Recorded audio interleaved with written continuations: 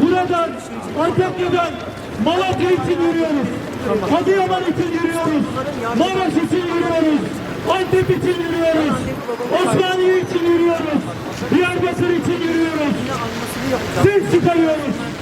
Alkışlarımızla, ıslıklarımızla, mızıklarımızla olmayan adalete, olmayan yollara, kontrolündeki yaşamlara ses çıkarıyoruz.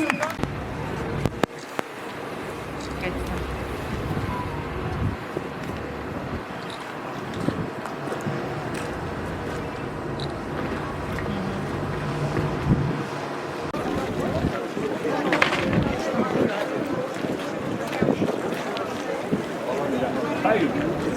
Burada 300, 200 kişi yok.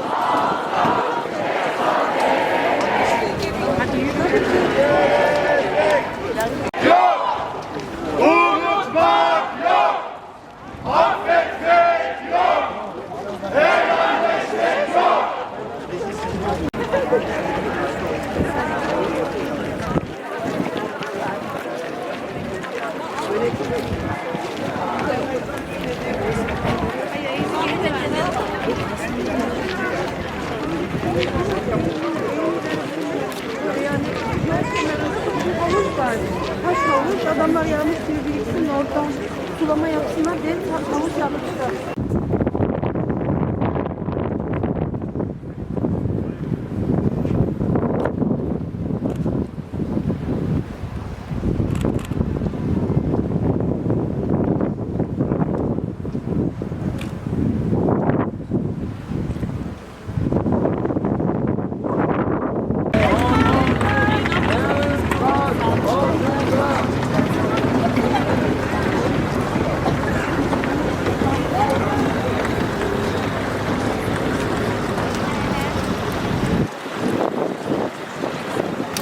O sabah yalnızca binalar yıkılmadı, evlerimiz, sokaklarımız, anılarımız, alışkanlıklarımız da yıkıldı. Ama aynı zamanda şunu da gördük. Bu kent bütün acısına rağmen ayakta kalmak isteyen insanlarla dolu.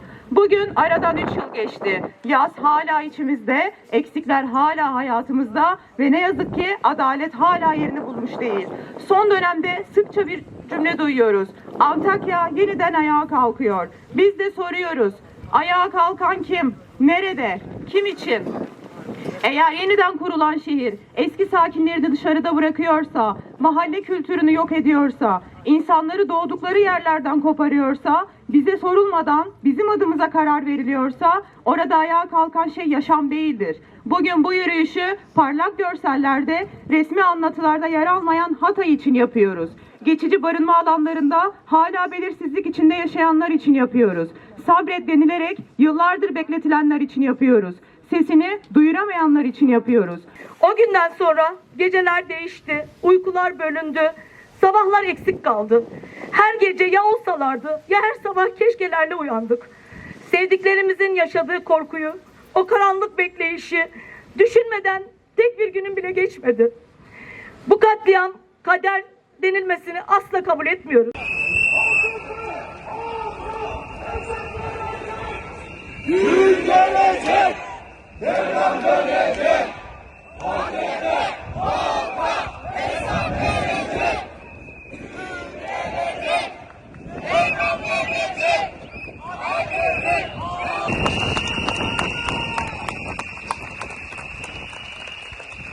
unutmak yok, affetmek yok, helal etmek yok.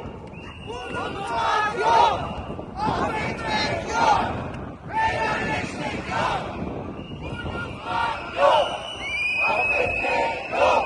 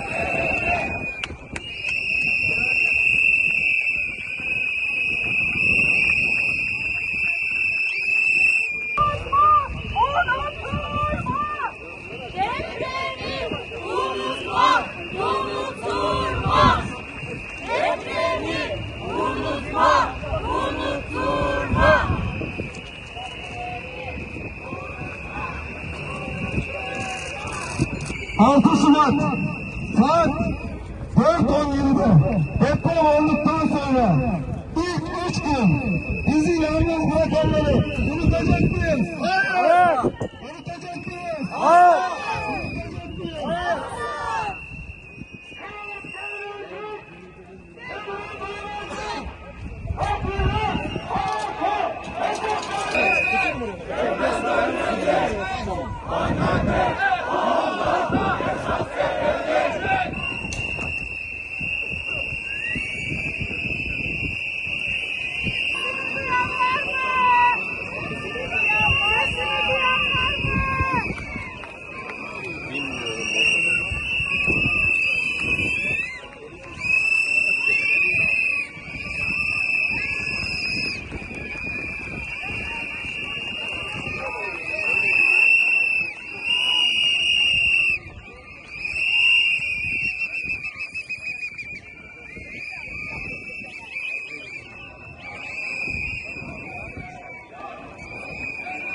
Çok el iş yapmayalım arkadaşlar.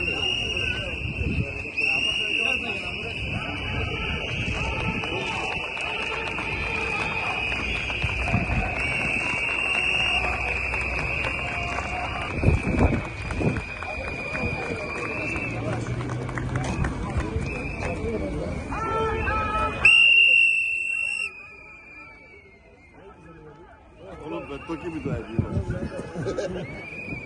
Gün gelecek, peygamber edecek, AKP,